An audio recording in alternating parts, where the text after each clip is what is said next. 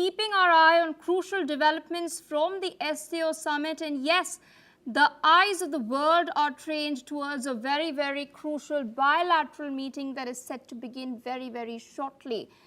After a gap of more than 7 years, Indian Prime Minister Narendra Modi is in China, where he's scheduled to meet Chinese President Xi Jinping on the sidelines of the SCO Summit. The leaders are to hold a bilateral very, very shortly. This meeting carries added significance amid global trade tensions sparked by Washington's tariff policies and the recent strain in India-US ties. Modi is in Tianjin to participate in the SCO Summit, which is going to take place tomorrow. That's when the leaders' meeting is going to take place in the morning. What exactly is the agenda for the meeting? Well, India and China are expected to review economic ties and deliberate on steps to further normalize relations following years of strain ever since the eastern Ladakh border row, the Galwan clashes that had taken place in 2020. Prime Minister Modi has stated that he looks forward to deliberations at the summit and meetings with world leaders as well. Now, ahead of his visit, Modi emphasized upon the importance of India and China working together for stability of the world economic order. He'd in fact been in Japan before heading to China, and in an interview to Japan's Yomiuri Shimbun, he stressed that amicable ties between New Delhi and Beijing can positively impact global prosperity as well. Remember, India joined the SCO as a full member in 2017 and has since played an active role, including chairing the Council of Heads of Government in 2020 and the Council of Heads of State from 2022 to 2023. Now, Modi's trip comes shortly after Chinese Foreign Minister Wang Yi visited India, where both sides agreed on measures for a more stable and forward-looking relationship. Steps include restoring direct flights, finalizing an updated air services agreement, and easing visas for business and travel. Meanwhile, joining us on the broadcast today is Dr. Satoru Nagao. He's a fellow at the Hudson Institute, joining us from Tokyo. Also with us is Mr. John Rosamundo. He's the president of Viking Research Associates and a geopolitical analyst, joining us from Washington, D.C. in the United States. I'd like to go across to Dr. Nagao. Both guests have been waiting rather patiently. Dr. Nagao, I want to know from you, do you think what we're witnessing right now, especially in the backdrop of Donald Trump's steep tariffs against India, is a realignment, a global realignment taking place? Tariff issue is a temporary issue, I think, because, of course, President Trump's policy will continue at least 4 years, and he is changing the trade rule. That is true. But at the same time, after the agreement has happened between India and the United States, maybe this topic is a little bit calming down, I think. So just now, the problem has happened, India and United States, and emotionally it is rising. But at the same time, this is not the permanent, I think. Strategically, different aspect is affecting the situation, which is the US-China competition, and that is more influential in this case.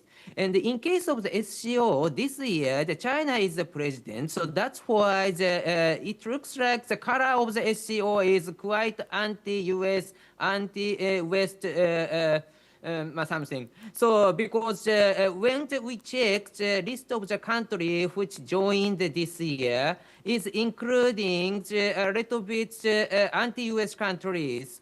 And the concern, but India is different color. India is different color in the SCO. India is democratic country, and India, the Prime Minister Modi visit Japan before he visit Beijing, and he will not attend the military parade against Japan. So that is a message. So that's why India is different color in the SCO. But worry for India especially, I think, is this year, this military parade invite many South Asian countries, or they also joined the SCO.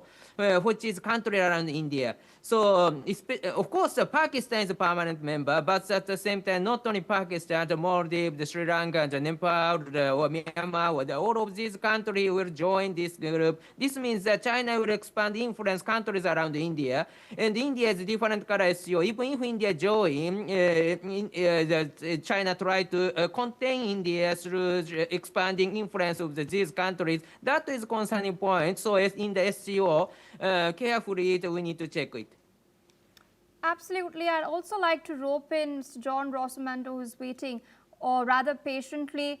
Dr. Nagao pointed to the fact that there are a lot of countries surrounding India who are also member states of the Shanghai Cooperation Organization, and India must tread rather carefully when it comes to China, because there have been border skirmishes in the past. Although there's a truce in place for now, we don't know where exactly this will head. And what's interesting is that India's defense minister was also in China just a couple of months back in the aftermath of the Pahalgam terror attack, but somehow the SCO's resolution failed to condemn that, and therefore India did not sign that document.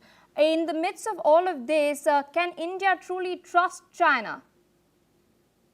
Well, India could never trust China. I mean, China's whole MO is subversion. India is the only democracy in South Asia, and it also has its own interests. And China is wary of India because of India's strong economy, its population, its military strength, etc. So India really, as part of the SCO, is trying to look out for its own interests and now try to outmaneuver China in its own game. Speaking of the India-China equation that is, we can see at least ostensibly improving, this comes at the backdrop of Donald Trump imposing steep 50% tariffs against India. Now, those who are criticizing Trump's moves state that this comes after 25 years of bipartisan effort has been made to elevate India-US ties to a strategic partnership effort that includes Trump's own during his first term. Meanwhile, ties have remained rather strong, particularly as far as the Quad is concerned. We've seen Quad partners such as Japan and Australia reaffirm their support for the organization, especially with regards to the recent aggression that we're witnessing on China's end in the Indo-Pacific. Reports are coming in from American publications such as the New York Times that Trump might not attend the Quad Summit this year. How do you think this augurs for India-US ties in the long run? Well, I think that as long as Trump is president, I think that so far he's showing that he wants to have strained relations with India. Considering that, I find it concerning that the U.S. needs a strong India to counter China's effort for hegemony in Asia that is against U.S. interests. All right, I'd like to go across to Dr. Nagao once again. We've just seen Prime Minister Modi conclude his visit to Japan. We've seen several MOUs being inked as well. Japan now promising more than $68 billion worth investment in India, including the Shinkansen project between Ahmedabad and Mumbai. So where do you see India-Japan ties in particular heading next, including cooperation as far as the Quad is concerned? Yes, there are huge potential of the cooperation of the India and Japan.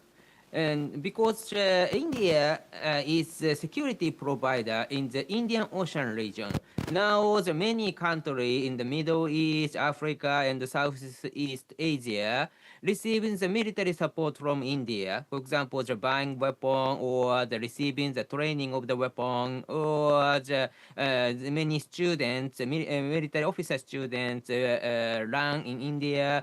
So that's why India is expanding influence in the full side of the Indian Ocean region. And in case of Japan, because of the U.S. request, because of the situation demand, so Japan is also easing the self-restriction. So Japan will expand influence as a security provider in the Pacific side. Of course, this is a collaborate with the U.S. and Australia. This is not becoming the threat to the other country, but at the same time, Japan is providing and supporting defense forces on Southeast Asia or Pacific side countries.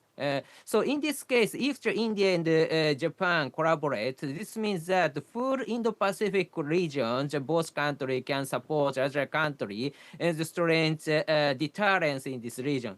So that's why, of course, this is we move as a Quad, and this is strategic cooperation, not only the military aspect, but also the more economic security or other technological cooperation is included.